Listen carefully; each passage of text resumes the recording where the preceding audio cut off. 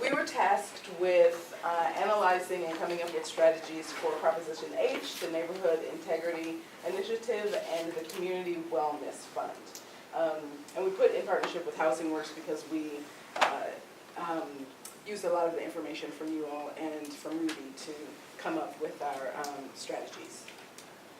So Proposition HHH, it is a $1.2 billion bond, including interest. It will wind up being $2 billion. And over the next 10 years, it should build 8,000 to 10,000 permanent housing units with supportive services. It is funded by a 100% increase on property tax. The median home value in Los Angeles is $585,100, and that would roughly be $58,000 per year for a homeowner. There was another $58. What did I say? $58,000. Why am I? $58,000. $58. No, to age. So I should just basically say, I say yes to this. So it's $58 a year. Another statistic that I saw was that it's $9.65 per $100,000 of property value. And it would fund 80% of supportive housing and then 20% conventional affordable housing. So we put together a very quick strategy for HHH because it is on the November ballot. We did it with two things in mind. If you would go to,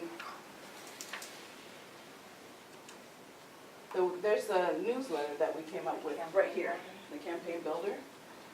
So the idea was, given a short period of time, with easy access to an audience, what could you do?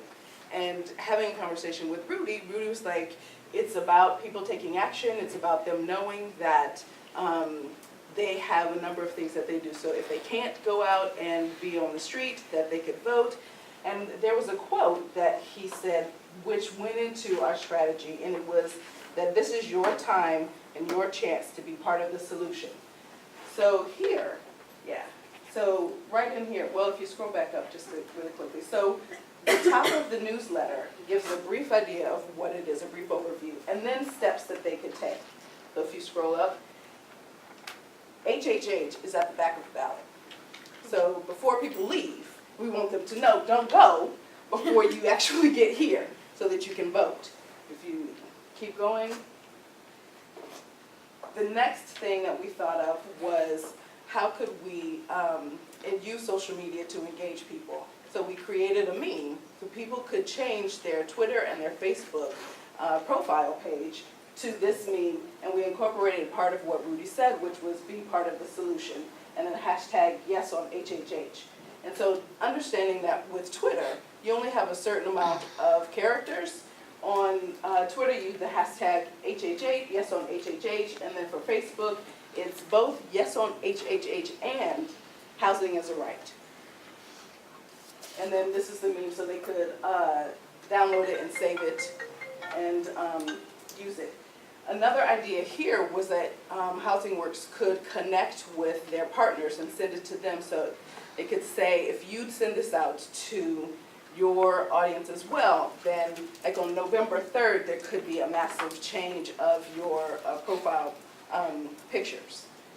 And then the last idea was for the people who could, they could go out and be part of precinct walking and giving them the focus of people in homes, because this is what we're actually looking for. And this would have locations and contact information for where people could go and do some precinct walking for the proposition. And if you scroll down just a little bit, it's not, well, forget it's not there. But this would be the quick strategy for you all to get as many people as possible and give them options for getting involved. Jacob. And if you would just go back to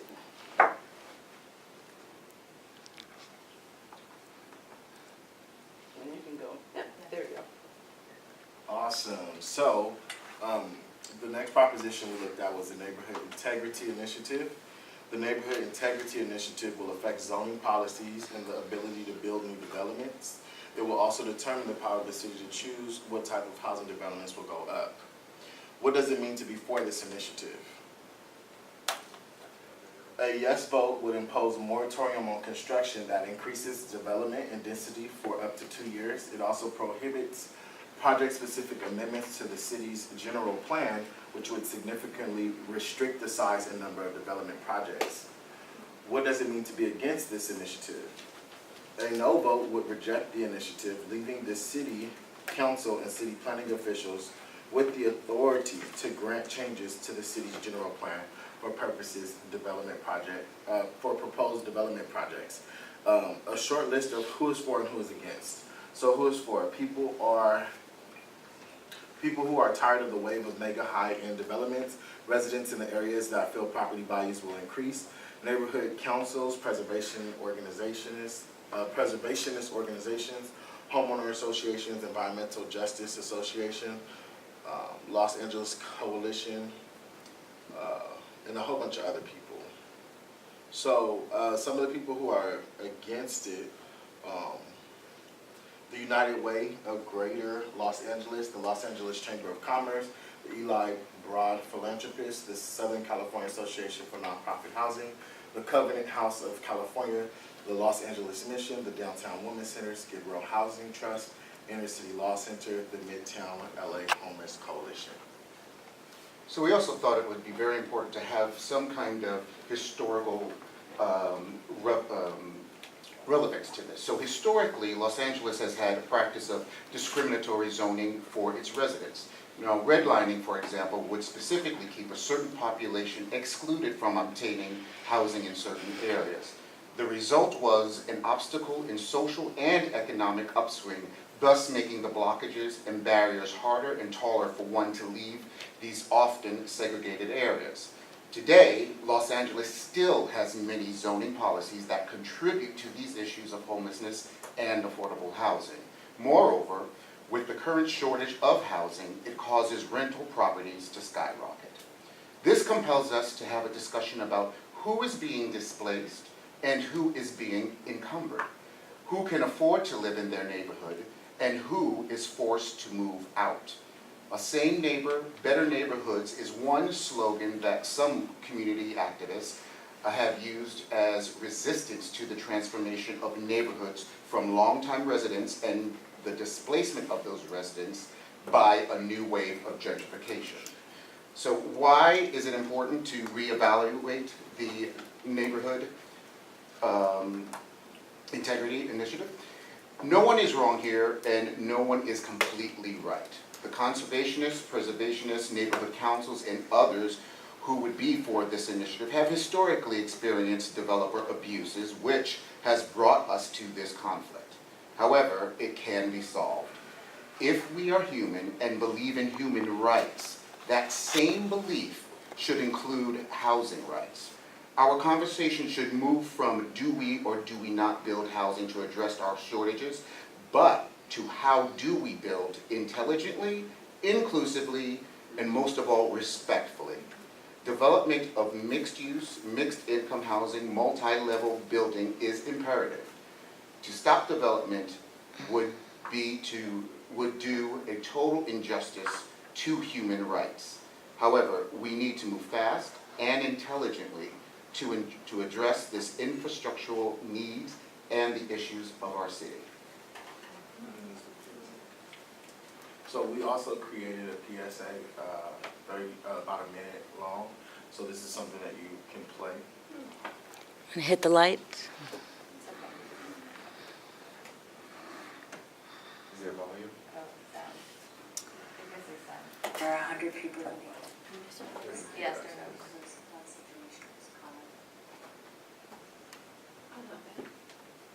Her voice is amazing. Los Angeles is experiencing a housing crisis. For every 21 units built, there are 100 people who need them. This high demand, low supply situation has caused rents to skyrocket. The average income in LA is just under $28,000, yet the average one-bedroom rental in LA requires a salary of about $70,000. In Los Angeles County, over the past 13 years, almost 90,000 evictions have occurred, and approximately 13,000 people become homeless every month. The Neighborhood Integrity Initiative essentially will stop all new housing development, worsening the situation and putting more people on the street. It is not the solution to our housing crisis here in Los Angeles. Please vote no on the Neighborhood Integrity Initiative so that we can continue to build homes for the people of our city. Woohoo! Okay, and the last thing that we looked at was what we kept hearing people call it the LA County's variation of Prop HHH, this unnamed potential ballot coming maybe in March. So we're like, we need to name this thing and get ahead of how it's framed. So now we're calling it the Community Wellness Fund. And so essentially what it is a quarter-cent sales tax initiative that would total $355 million a year to fund homeless services. So it'd be a complement to HHH. It would predominantly fund things that the county is already doing and should be doing, and to do more of that, like job training, addiction treatment, mental health. It did not get on the November ballot because it didn't have enough votes from the Board of Supervisors, but this November, next week, there are 2 Board of Supervisors seats up for grabs.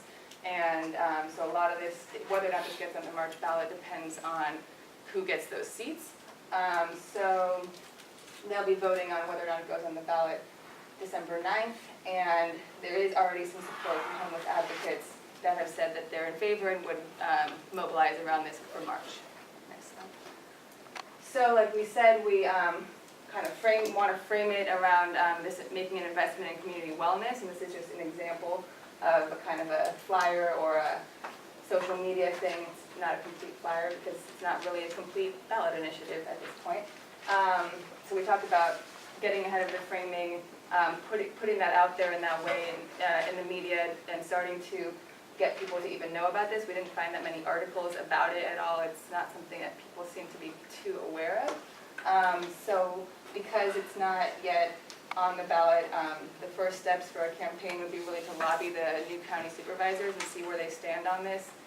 So we actually did yesterday call the candidates, some of the Democratic candidates, to see where they stood, but it was Saturday, so we didn't get too much response. But I did talk to somebody from Janice Hahn's office who said that she's, generally in favor, but wanted to look at maybe some other revenue raising strategies, because it's a regressive sales tax, and also my analysis is that there's also another sales tax on the ballot right now, Measure M. People might kind of get tired of sales taxes.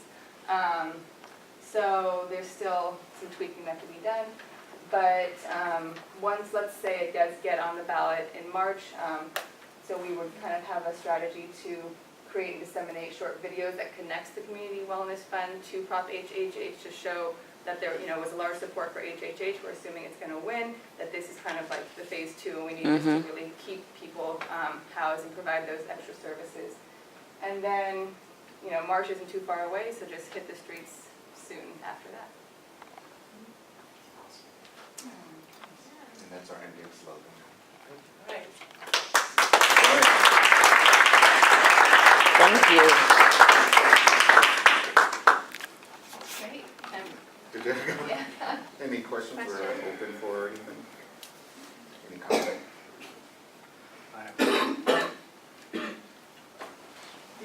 I got thoughts. Well, I mean, the Neighborhood Integrity Initiative one is one that really interests me. I'm involved in a neighborhood council in I'm in the Hollywood Hills, and everybody's just excited about it, right?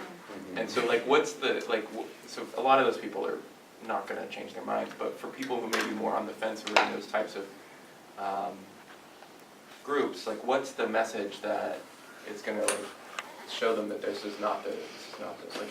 Those people who are on the fence, I'm not sure how to. In different Yeah. communities, or just apart from Right. the Hollywood Hills? Well, just in maybe, So- those neighborhood council people, because they have, for me, the Neighborhood Integrity Initiative is like a bad solution to a real problem, right?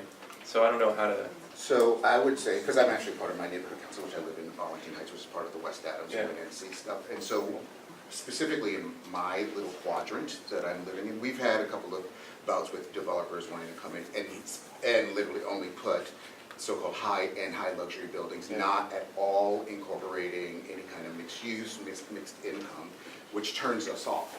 The other component, and when we kind of all get riled up and start coming out with pitchforks and torches, is when we feel that somebody's coming in to oversaturate our area with low-income housing specifically. That is when, those are fighting words for everybody, and especially in those kind of neighborhoods when you're talking about a historical swath of land, and people are loving there, and they're not bad people, and they want development, they know development has to happen, they know building has to happen, they know people need homes and people need to be housed, but they just want to be part of that development, that conversation, those meetings where everybody comes and sits at the table and says, okay, this has to happen, how does it happen? And I think that's why I mentioned, they want that inclusivity of saying, okay, how do we intelligently place this into the neighborhood? Do we now do a neighborhood kind of data collection and say, well, how many buildings and how many facilities are already set up here? And is it, we need equal fair share. So if you're taking, if you have 1,000 people and you have, you have all these different neighborhoods, we want those 1,000 people to be spread out equally through every neighborhood. That's including our swath, that's including Brentwood, that's including Santa Monica and everything. It's when people start to feel like they've become over encumbered is when they get defensive and unwelcoming. The way to get them off the fence is say, what can we do? How can we come into your neighborhood so it's less, that the impact doesn't move you to a place of being defensive, that it moves you to a place of wanting to create things to include people, to make them part of your culture and your community, whatever is going on in that community. You know, because what's happening in ours is different from what's happening, the In the next Hollywood one. Hills. Exactly. I think, I lived on 81st in Hooper. And so, going to work and seeing the development of all this affordable housing back then, I started realizing, here we are infiltrating an already struggling neighborhood with folks who are really challenged, who aren't really accompanied by all this appropriate support services they need. And it's not fair to the community.